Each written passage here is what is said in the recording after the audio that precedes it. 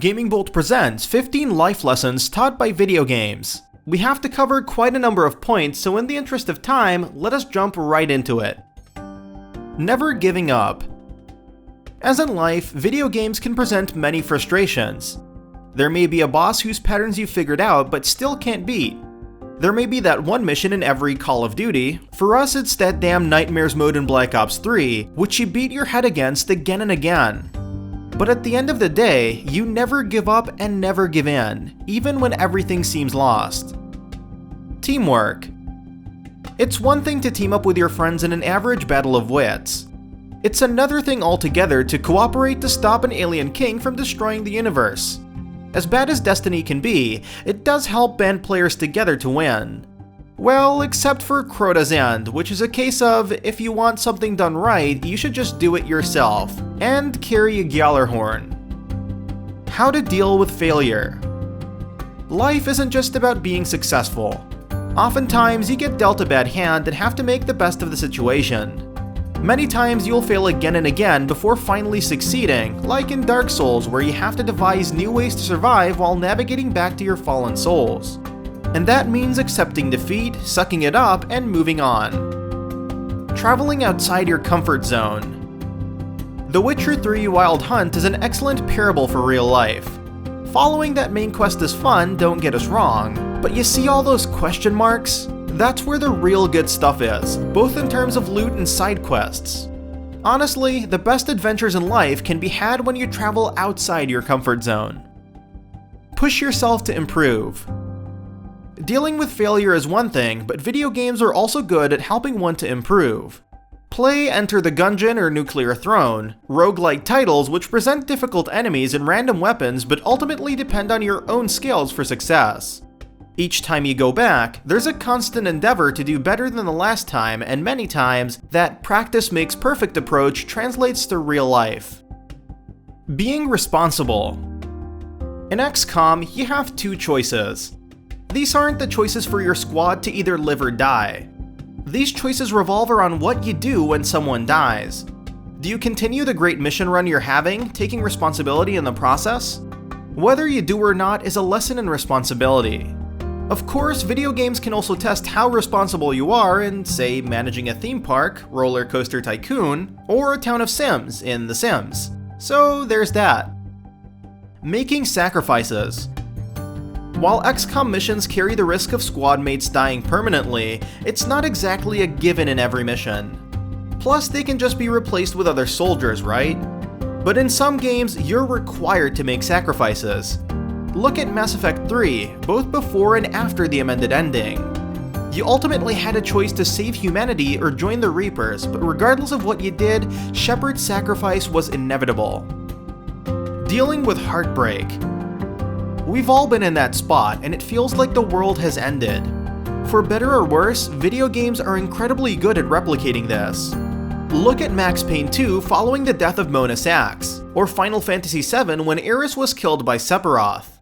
However, if these moments have taught us anything, it's that life goes on and a broken heart can be healed despite the tragedy. Saying goodbye. After the struggle in The Legend of Zelda: Ocarina of Time, we had to bid farewell to Zelda, not knowing if we'd ever see her again. It was the same in Life is Strange, especially when you had to do the right thing. Both games taught us that even if we have to say goodbye, you shouldn't remember the future you'll have without that person. You should remember the good times you had in the past and treasure these moments. Managing expectations. Looking for that high-end or exotic drop from that raid? Farming measly little Pokemon hoping to come across that one you were searching for? Scanning through those patch notes and wishing your favorite class didn't get nerfed? If nothing else, video games have taught us how to manage expectations. You're not always going to get what you want, so enjoy the ride.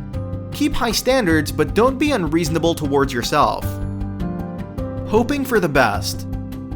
Video games are pretty good at crushing our hopes and dreams. It's just the nature of the industry which, like any other, doesn't just run off good intentions, and hype doesn't always mean a great game. However, it doesn't mean you shouldn't hope for the best. Grandia 2's ending made it seem like there would be nothing but pain and suffering, but everything worked out.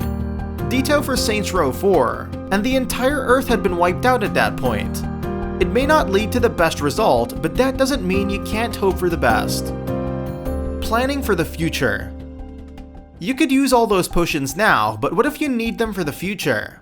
One could theoretically equip that sweet piece of gear for maximum attack to feel better about themselves, or they could start synchronizing gear sets, running bounties, and crafting better equipment in Diablo 3 to beat the greater rifts.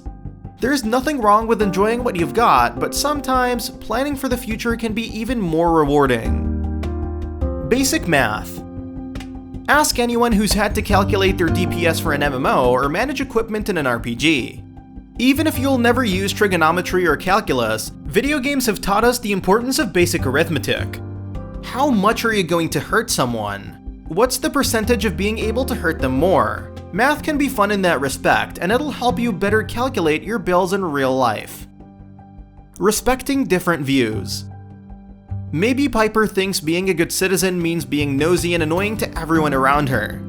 Perhaps Ada shouldn't feel bad about her caravan being destroyed and not being able to save her friends. That doesn't mean they're crazy or terrible people, it just means they carry different views. Trust us, you have a lot worse to worry about in Fallout 4. The same goes for Mass Effect.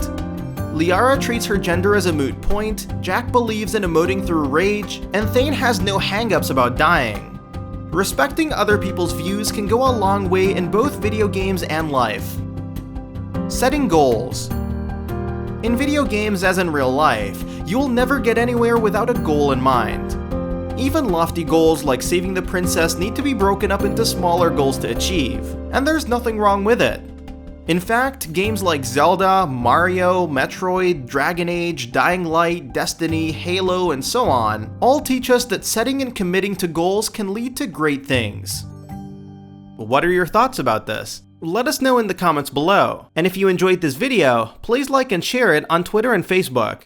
And why not consider subscribing? We upload some really cool videos almost every day. Thank you for watching this video, and happy gaming!